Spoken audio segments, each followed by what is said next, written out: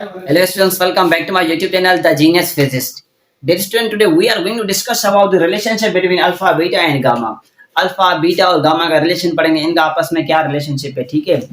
Alpha actually ये show करता है coefficient of linear thermal expansion को, ये तो आपको बात मालूम होगी, हमने प्रीवियस लेक्चर्स में डिस्कस कर लिया है, प्रीवियस में डिस्कस किया है। बीटा शो करता है this actually volumetric thermal expansion, और गामा शो करता है एरियल थर्मल एक्सपेंशन को शो करता है, ठीक है। इनकी एक्सपेंशन सेम टेम्परेचर पर क्या क्या होती है।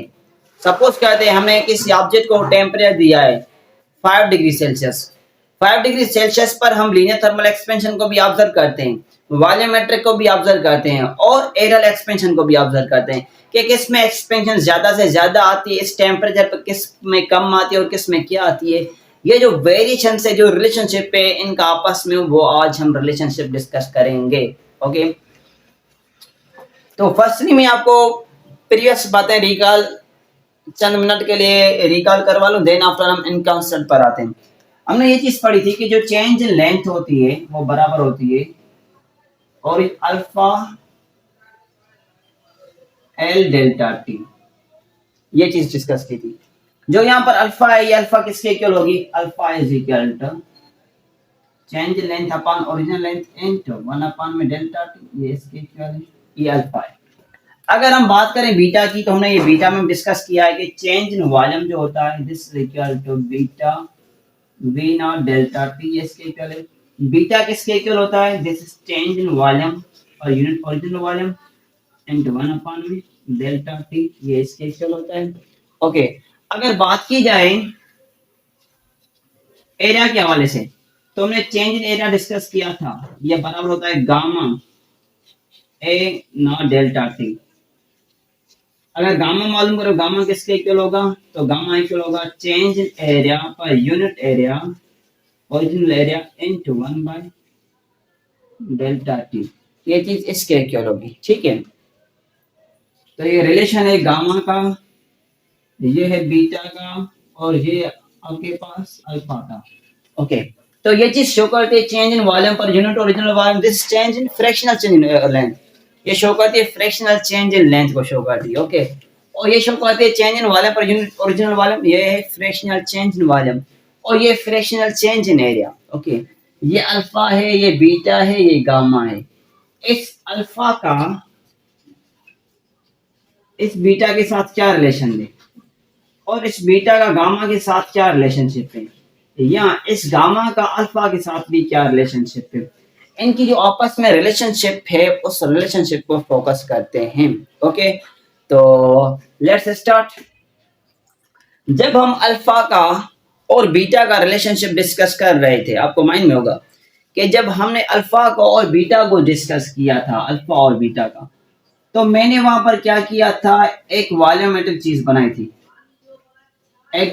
वॉल्यूमेट्रिक चीज बनाई थी। एक मैंने वॉल्यूम एक क्यूबिकल शेप से एक ऑब्जेक्ट बनाया था। जब हम डिस्कस करते हैं अल्फा को और गामा को, तो उसी केस में हम फोकस करते हैं किसी एरियल चीज को, एरिया को फोकस करते हैं, सरफेस एरिया को फोकस करते हैं। ओके, तो अभी हम जो डिस्कस करेंगे फर्स्टली अल्फा और गामा का जो रिलेशनशिप है उस पर। ओके, तो उसके लिए हम क्या चीज फोकस करेंगे, एक एरियल सरफेस ऑब्जेक्ट को फोकस करेंगे, ठीक है। ये ऑब्जेक्ट है, इसकी ये एरिया अवेलेबल है, ठीक है। ओके, सो इस डायग्राम को मैं इधर लेकर आता हूं, ये हमारे पास किसी ऑब्जेक्ट की एरिया है अवेलेबल, ठीक है। इसकी ये ओरिजिनल एरिया है, ये इसकी लेंथ है, ये इसकी ओरिजिनल विड्थ है।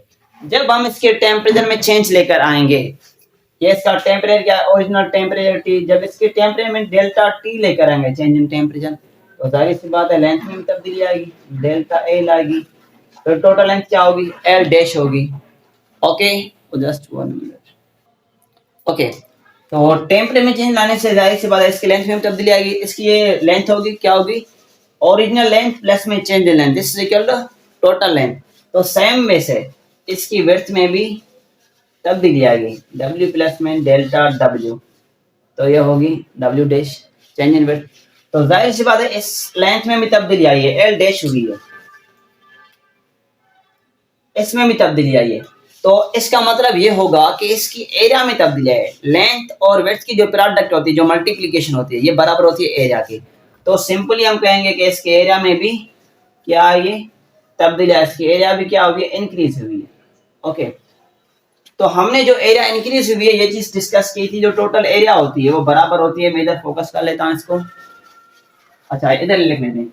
जो हमने टोटल एरिया डिस्कस की थी वो टोटल एरिया थी ए डैश ए 1 प्लस में गामा डेल्टा टी, ये हमारे पास एरिया इसके इक्वल थी, टोटल एरिया।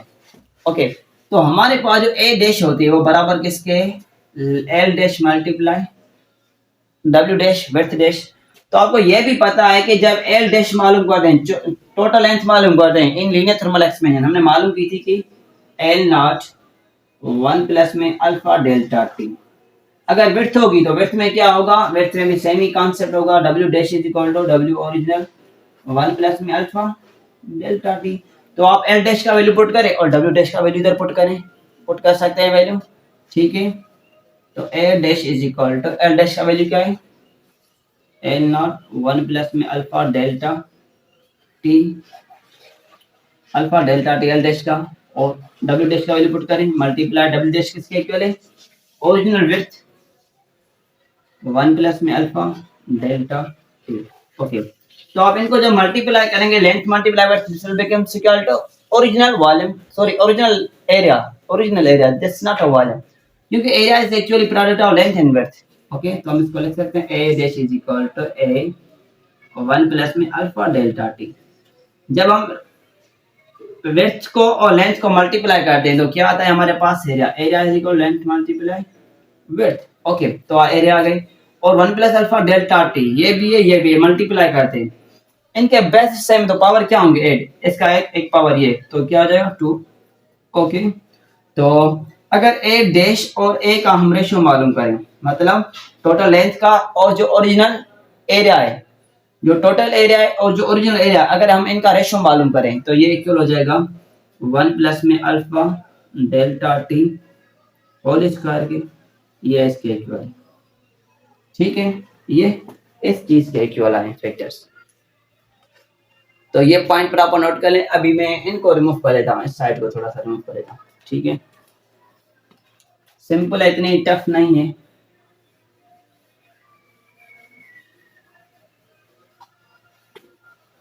ओके, ये चीज माइंड में जाए। Suppose in this equation number, okay, हम इसको कह सकते हैं this equation number first, equation first. और हमने ये चीज मालूम की थी, जो मैंने यहाँ पर पहले नोट कर ली है, कि जो टोटल एरिया होती है, जो टोटल एरिया होती है वो किस तरह मालूम करते हैं, जो चेंज हो रहा होती है और जो ओरिजिनल एरिया आती है इनको क्या कर लेते हैं, सम अप कर लेते हैं, तो हमारे पास क्या आती है, टोटल एरिया आती है। तो आप इस इक्वेशन को इधर लेकर आए, A dash is equal to A 1 plus में गामा डेल्टा टी। ओके, और A dash upon A, total area upon में ओरिजिनल एरिया का जो रेशियो है ये बराबर किसके, 1 प्लस में गामा डेल्टा टी के इक्वल है। यहाँ ये मल्टीप्लाई कर जाए, इधर क्या करेगा, डिवाइड, तो ये आएगा 1 प्लस में गामा डेल्टा टी के इक्वल है। Suppose this equation number second, ये इक्वेशन क्या है, सेकंड है। अब क्या करें, फर्स्ट और सेकंड इक्वेशन को कंपेयर करें, compare equation number first and second, compare equation first. Okay, अभी कंपेयर करते हैं हम इक्वेशन नंबर फर्स्ट और सेकंड को। हमारे पास फर्स्ट इक्वेशन ये गिवन है और सेकंड इक्वेशन ये। अब इन दोनों इक्वेशन को हम क्या करते हैं, कंपेयर करते हैं सिंपली। ओके, फर्स्ट ये सेकंड, इनको क्या करें, कंपेयर। तो हमारे पास जो फर्स्ट इक्वेशन है ये है ए डैश बाय ए, और दूसरी क्या, ए डैश बाय ए। यहाँ पर ए डैश बाय ए का जो वैल्यू है वो क्या गिवन है, वो है 1 प्लस में alpha delta T whole square. So आप पुट करें 1 प्लस में alpha delta T whole square. Okay, A 1 plus alpha delta T whole square. और यहाँ पर आए ए डैश अपॉन ए का जो वैल्यू है यहाँ पर जो गिवन है वो क्या है, 1 प्लस में गामा डेल्टा टी, 1 प्लस में गामा डेल्टा टी। ओके, अब यहाँ पर एक कंडीशन है ए प्लस बी होल स्क्वायर वाली, तो ये बराबर होता है ए स्क्वायर प्लस में 2ab प्लस में बी स्क्वायर। तो सिंपली जो हमारे पास ये होगा इसको हम फैक्टराइज कर लेंगे। कंडीशन कौन सी है, ए प्लस बी होल स्क्वायर की, ये मैं फॉर्मूला दे लिख लेता हूँ।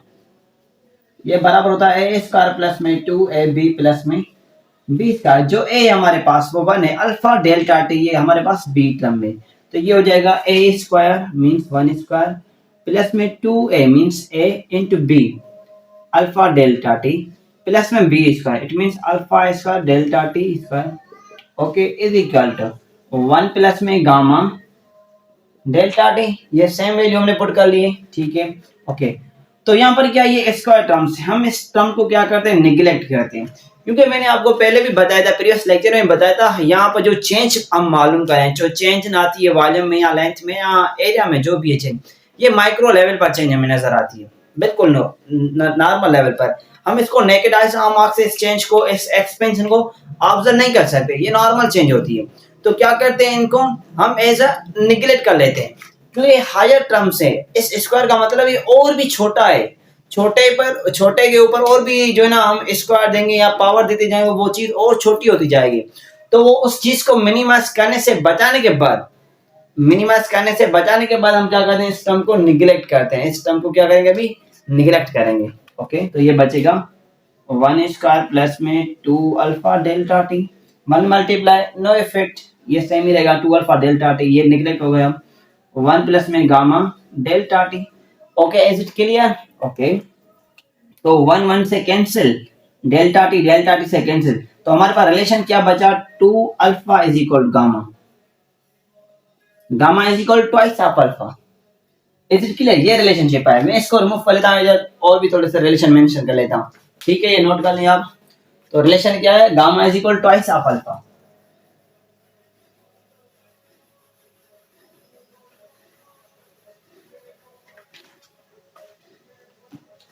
Gamma is equal to twice of alpha मिला है, ओके। इसका मतलब ये, अगर अल्फा में 1 टाइम चेंजिंग आती है तो गामा में 2 टाइम्स आएगी। अगर हम सपोज करते हैं अल्फा को हम इंक्रीज करते हैं 2 टाइम्स, तो जो गामा में चेंज आएगी, जो गामा इंक्रीज होगी, वो गामा होगी 4 टाइम इंक्रीज। अगर अल्फा को हम बढ़ाते हैं 3 टाइम्स, तो जो गामा बढ़ेगी वो बढ़ेगी 6 टाइम्स। ये है एक्चुअली इसका मतलब। अगर यहाँ पर हम फोकस करें अल्फा पर, तो अल्फा क्या होगी, गामा बाय 2, जितना भी गामा का वैल्यू होगा उसका जो हाफ होगा दैट विल बी अल्फा। अगर मैं कहूं आपसे, if value of coefficient of areal thermal expansion is about 6, then what will be value of alpha, so alpha will be half of it, option A, alpha का value क्या होगा, B C D.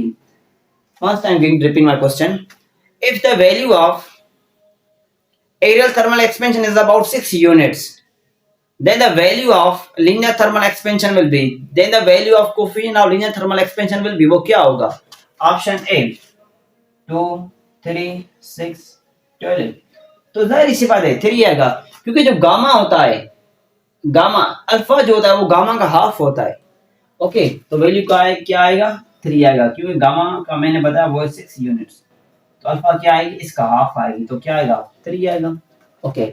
ये बात, और हमने ये चीज भी डिस्कस की थी कि beta is equal 3 alpha, beta is equal to 3 alpha, okay. अगर यहां से अल्फा का वैल्यू निकालें तो क्या आएगा, alpha is equal beta by 3, alpha is equal beta by 3। तो हम ये अल्फा का वैल्यू इस जगह पर पुट कर सकते हैं, अल्फा का वैल्यू इस जगह पर पुट कर सकते हैं, तो हमारे पास है gamma is equal to twice of alpha, alpha का वैल्यू क्या है हमारे पास, 2 इंटू बीटा बाय 3। तो हमारे पास जो गामा है वो क्या है, 2/3 ऑफ बीटा है, 2/3 ऑफ बीटा। ये गामा और बीटा का रिलेशनशिप है। बीटा क्या होगी इसके, अगर बीटा मालूम करें तो बीटा का वैल्यू आएगा 3/2 गामा, 3/2 गामा, 3 यहाँ डिवाइड करेगा इधर मल्टीप्लाई करेगा, 2 यहाँ मल्टीप्लाई इधर डिवाइड करेगा, 3/2 गामा। ये relationship between alpha beta and gamma, इनके दरमियान जो रिलेशनशिप है। तो इस पॉइंट की बेस पर एमसीक्यूज आ सकते हैं, ओके। तो ये था हमारे पास relationship between alpha beta and gamma, और उनके बेसिस पर जो एमसीक्यूज लॉजिकली आ सकते हैं वो भी मैंने आपको बता दिया किस तरह आ सकते हैं, okay. If anybody has any question you can comment me, okay viewers, thank you, see you next.